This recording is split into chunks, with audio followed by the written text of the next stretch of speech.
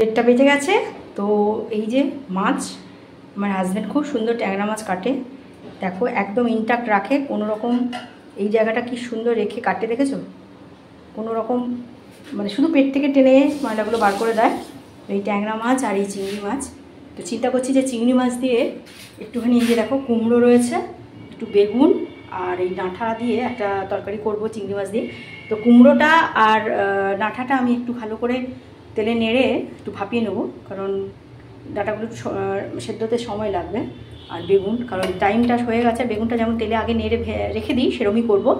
Tomato দুটো তরকারির জন্য কেটেছি, আর ট্যাংরা মাছের ভাবছি একটু তেল ঝাল করব, আর সঙ্গে তো একটু চালতা চাটনিটা করা আছে, ওটাকে একটু রিমর্নিং করে নেব। এবারে সময় হয়ে গেছে, ওইখানে দেখো ওইটায় আমি পড়ে যাচ্ছি। আচ্ছা, এখানে আমি বসিয়ে দিয়েছি আমার লাউ ডাঁটাটা আর কুমড়োটা একটু ভাপাতে বসিয়ে দিলাম, আর এখানে অলরেডি বড় কড়া বসিয়ে দিয়েছি ট্যাংরা মাছটা করার জন্য। তো এই যে তেলটা দিলাম, তরকারিটা আমার দুবেলার জন্যই থাকবে, কারণ রাত্রেবেলা যদি সেরকম হয় একটু ডিম কষা মতন করবো। তো তেলটা যেটা দিয়েছি এটা হচ্ছে 2 চামচ তেল। তো আমি আরও অনেক কম তেলেই রান্না করি, কিন্তু যেহেতু এটা আমি 2 চামচ তেলটা দিলাম, কারণ কি এটা দুবেলার জন্য রাখবো, রাতে ডিনারেরটাও আমি রেডি করে নেবো। তো এই যে মাছ, তো ট্যাংরা মাছ অনেকেই হালকা ভাজা পছন্দ করো, আবার কেউ কেউ খুব শক্ত শক্ত ভাজা ভালোবাসো। তবে আমার মতে মাঝারি ভাজবে, তবেই কিন্তু ট্যাংরা মাছের আসল স্বাদটা পাবে। একটা কাঁচা মাছের মাখিয়ে বসালেও হয়, কিন্তু সর্ষেটা বাটা নেই বলে আমি এটা করলাম না। তো সেই জন্য আমি একদম তেল ঝাল বসিয়ে দিচ্ছি। জাস্ট টমেটো পেঁয়াজ বাটার ওপরেই আমি মাছগুলো সাজিয়ে দেবো, যেমন সেদিন আমি ইলিশ মাছটা যেমনভাবে করেছিলাম। তো এটা আমার ইচ্ছে আছে সেভাবেই করা। তো পরে ফোড়নটা পরে দেবো। আমি প্রথম যেটা দেবো, আর তেলটা গরম হয়ে গেলে আমি প্রথম যেটা দেবো, আমি প্রথম টমেটো দেবো। টমেটো দেওয়ার পর দিয়ে দেবো আমি এই যে দেখো আমার একটু পেঁয়াজ বাটা, এতটা লাগবে না, আমি খুবই কমই দেবো, তোমাদের সামনেই রান্নাটা করছি। পেঁয়াজটা হাফখানিক দেবো, রসুনও অল্পই দেবো, আর একটু আদা লাস্টে। তো আগে আমি যেটা দিচ্ছি কোনো ফোড়ন নয়, কিছু নয়, আমি আগে দিয়ে দিচ্ছি তোমার টমেটো।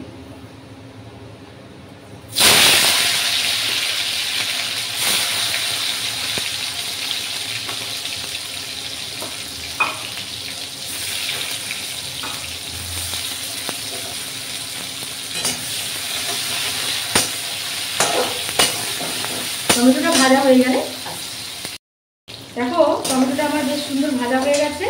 এবার এর মধ্যে যেটা দিয়ে দেবো আমি একটু পেঁয়াজের বাটা, পেঁয়াজের বাটা দিয়ে দিলাম।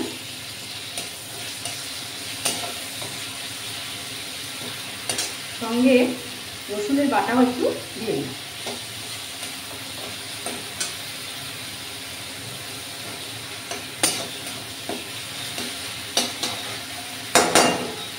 একটু ফোড়নে তো আমি কিছু দিইনি, তো এবারে একটু দিয়ে দিলাম কালো জিরে। এবারে দিয়ে দিলাম আমি এর মধ্যে মাছগুলো। এই যে টমেটো আর পেঁয়াজটা ভাজা ভাজা হতে হতে আমি আস্তে করে মাছগুলোকে এখানে ছুঁয়ে দিলাম। তবে এই রান্না যদি এরকম মাছটাকে করে করতে হয়, তখন তোমাকে দেখতে হবে যেন মাছটা খুব কিন্তু টাটকা হতে হবে, ফ্রেশ হতে হবে। যদি খুব মাছ টাটকা না হয় তাহলে কিন্তু এই প্রিপারেশান করা যাবে না, তখন তোমাকে কিন্তু মাছটাকে তেলে ভেজে নিতে হবে। যেমন ভাজা খাও তেমনই করে নিতে হবে, কিন্তু যেহেতু এখানে আমার মাছটা একদম পুরো ফ্রেশ, তার জন্য কিন্তু মাছটাকে আমি এইভাবে দিয়ে দিচ্ছি। এবার এর মধ্যে আমি একটু অ্যাড করে দেবো নুন, অল্প একটু নুন দিয়ে দিলাম। এর মধ্যে দিয়ে দিলাম হলুদ, এর মধ্যে দিয়ে দিলাম লঙ্কার গুঁড়ো, আর দিয়ে দিলাম অল্প একটু আদা বাটা এবং বাটনার জলটা। এটা বাটনাটা রাখা ছিল, সেই জলটা দিয়ে দিলাম। এবারে কি করব, এর উপরে আমি আমার এই যে ঢাকনাটা আস্তে করে বসিয়ে দেব।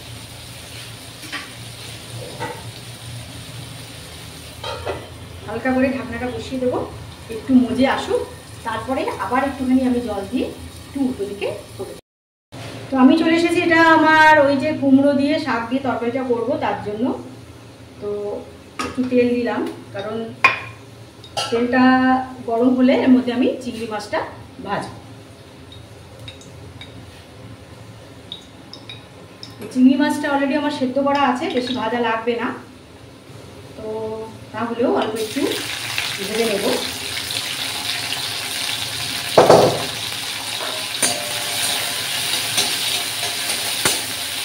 চিংড়ি মাছগুলো ভাজতে ভাজতে এর মধ্যে আমি দিয়ে দেবো একটু জিরে ফোড়ন।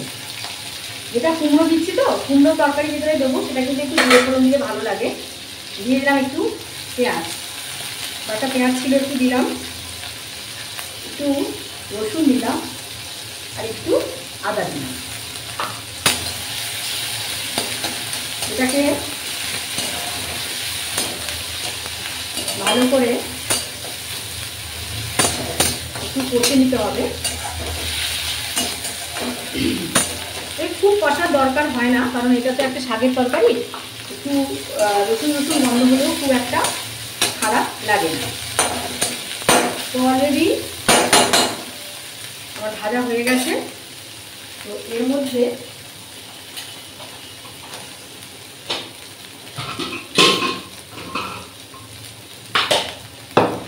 আমি আমার এই যে কুমড়ো আর লাউ শাক, যেটা সুন্দর করে একটু নেড়ে তেলে নেড়ে ভাপিয়ে নিয়েছি, সেটা এবার এর মধ্যে আমি অ্যাড করি। তার আগে আমি দিয়ে দেবো একটু নুন, হলুদ, লঙ্কার গুঁড়ো, সবই তো আমার দেওয়া হয়ে গেছে।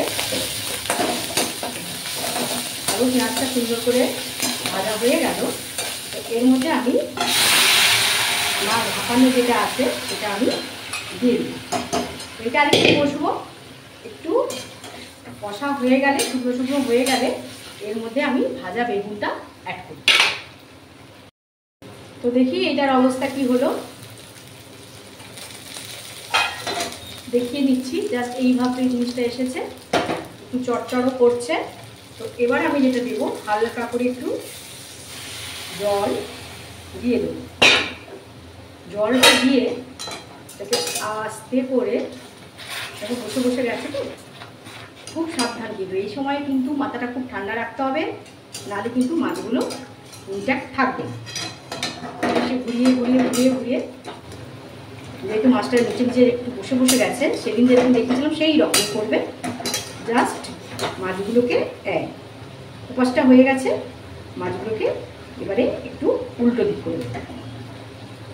এটা একটু ধৈর্য লাগে, ও তোমাদের সবার আমার জানি প্রচণ্ড ধৈর্য, সুন্দর করে গুছিয়ে তোমরা সবাই সংসার করছো, প্রত্যেকের অসীম ধৈর্য। কারণ ধৈর্য আমাদের মেয়েদের, আমরা যদি ধৈর্য না থাকতো তাহলে সবার সব প্রয়োজন মিটিয়ে নিজেকে ঠিক রেখে নিজেকে সুস্থ রাখতে পারতাম। তো এবার যেটা দেবো এর মধ্যে আমি একটু কাঁচা লঙ্কা, দুটো কাঁচা লঙ্কা ছেড়ে দিলাম। তো আর একটু জল দেবো, কারণ মাছটা একটু সেদ্ধ হবে। অল্প একটু জল না দিলে খেতে ভালো লাগবে না। ব্যাস, আর দেবো না। আচ্ছা, এবারে যেটা দেবো এর মধ্যে আমি একটু কাশ্মীরি লঙ্কা একটু, মাছের তরকারিতে না খুব একটা মিষ্টি দিই না, অন্য তরকারিগুলোতে দেই ঠিকই, কিন্তু মাছের তরকারিগুলোতে আমি মিষ্টি দিই না। কারণ মাছের একটা নিজস্ব টেস্ট থাকে, মাছের মধ্যে যদি তুমি মিষ্টি দিয়ে দাও, এবার টমেটো সস দিলে তো কিছু করার থাকে না, একটু মিষ্টি থেকেই যায় টমেটো সসে। তো কাশ্মীরি লঙ্কা দিয়ে দিলাম, এটাকে একটু ভালো করে মিশিয়ে দিয়ে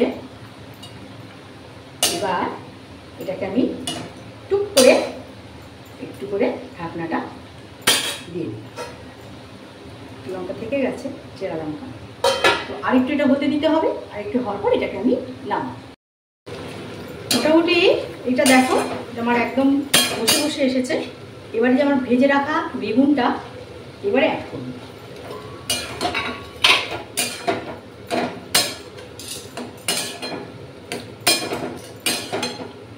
বেগুনটা অ্যাড করে এর মধ্যে আমার আটগান যে পটটা আছে এটা চাপিয়ে। তো লাউয়ের তরকারিটা, শাকের তরকারিটা আমার অলরেডি হয়ে গেছে। বেগুনও আমি অ্যাড করে দিয়েছি। সুন্দর করে বেগুনগুলো একটু সেদ্ধ হতে দেরি হবে না, অনেকদিন হয়ে গেছে তো বেগুনগুলো, ওই জন্য একটু দেরি হচ্ছে সেদ্ধ হতে। ভাজার পরেও ভাবো কী অবস্থা। আচ্ছা, সার দেওয়া হয় না তো বেগুনগুলোতে, পোকা হয়, একটু বাদ দিয়ে দিয়ে করতে হয়। আর আমি একটু আমার এর মধ্যে একটু জ্যাগারি পাউডার, যেটা শুকনো গুড়, একটু আমি এর মধ্যে অ্যাড করে দিই, কারণ শাকের তরকারি একটু মিষ্টি মিষ্টি না হলে ভালো লাগবে না। তো অলরেডি এটা আমার শেষ হয়ে গেছে, আনতে হবে একটা। তো এর মধ্যে আমি একটু জ্যাগারি পাউডার অ্যাড করে দিলাম। আর যেটা দেব আমার মিক্সড মশলাটা, যেটা আমার জিরে আর ধনে ভেজে আমি যে গুঁড়ো করে রাখি, সেই মশলাটা একটু, আমার সিক্রেট মশলা, একটু শুকনো লঙ্কা দেওয়া আছে, আমি দিয়ে অলরেডি আমার এই তরকারিটা কমপ্লিট হয়ে গেল। জাস্ট এবারে চালতার তরকারি, একটু চালতার যেটা হবে চাটনিটা একটু রিমডেলিং করলেই আমরা খেতে বসে যাবো। তো চলো এরপরের তরকারিটা চলে যাই। চলো ট্যাংরা মাছটা কী হয়েছে দেখি। এই যে ট্যাংরা মাছ, জাস্ট একটু পেঁয়াজ আর একটু রসুন আর একটু আদা বাটা দিয়ে কাঁচা লঙ্কা চিড়ে যে ট্যাংরা মাছটা অলরেডি আমার হয়ে গেল। এবার এটাকে আমি নামিয়ে রেখে দেবো। সেদিন যে চালতা চাটনিটা করেছিলাম, চালতা চাটনি কর্তার মিষ্টি কম হয়েছে, তো ওইটাকে আবার একটু মিষ্টি টিষ্টি দিয়ে একটু রিমডেলিং করে দেবো। আর সেদিন কী হয়েছে বলতো, ছেলে ভালোবাসে না তো চালতা চাটনি, আর আমার আর মাথা ঠিক ছিল না, সেদিন অনেক কিছুই রান্না ছিল, ফলে আমি আর অত দেখতে পারিনি। তো এবার আমি এর মধ্যে দিয়ে দিচ্ছি, এইটুকুই করবো, বেশি করবো না, আবার বাকিটা বাকিটা করবো। কেন গোটাটা করে রেখেছি কেন, চালটা একটা চালটা আমাদের পক্ষে খাওয়া সম্ভব হবে, মানে যেমন আমি খুব ভালোবাসি চালটা ডাল, জানো, চালটা দিয়ে ডাল খুব পছন্দ করি, কিন্তু বর খাবে না, তো সমস্যা, ওই জন্য না একরকম খাওয়ার না হলে বড্ড কষ্ট। তো এবারে একটু চিনি নিয়ে এসেছি, সেদিন গুড় দিয়ে করেছিলাম তো ওই জন্য খুব মিষ্টি তার হয়নি, তো আমি অবশ্যই আজকে একটুখানি চিনি দিলাম। চিনিটা ভালো করে গলে গলে যাচ্ছে।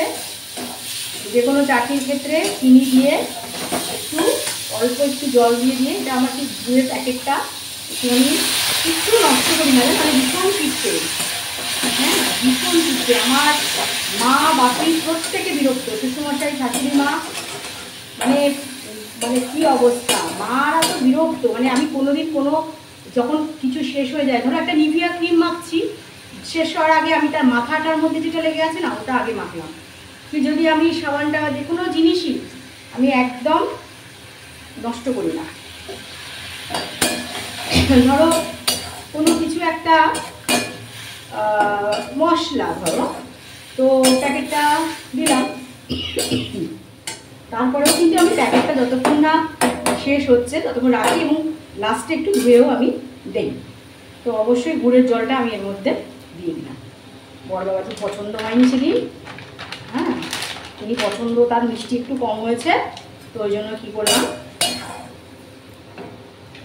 একটু আর দিলাম না, হলুদ ফলুদ যা দেওয়া আছে ঠিকই আছে।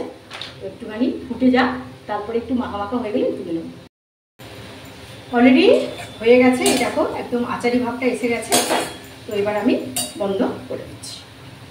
যে গরম পড়েছে গো, ঘেমে নে একাকার।